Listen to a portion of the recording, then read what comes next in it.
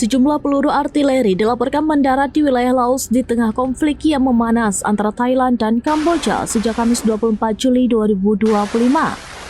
Insiden ini memicu kekhawatiran bahwa konflik perbatasan tersebut bisa meluas ke negara tetangga.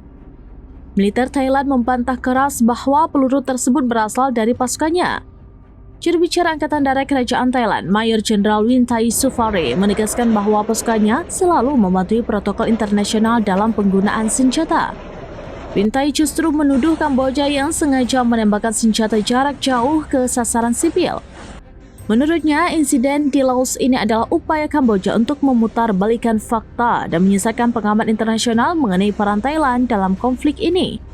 Angkatan Darat Thailand merilis dokumen dari otoritas Laos yang menyatakan bahwa 10 peluru dari perbatasan Thailand-Kamboja mendarat di wilayah Laos pada Jumat 25 Juli. Hantaman peluru tersebut dilaporkan merusak sejumlah bangunan di Laem Papaik dan Laem Makampong. Hingga saat ini belum ada tanggapan resmi dari pihak Kamboja terkait insiden peluru nyasar di Laos ini. Angkatan Darat Thailand menyatakan akan terus berkoordinasi dengan otoritas Laos untuk menjaga hubungan baik kedua negara.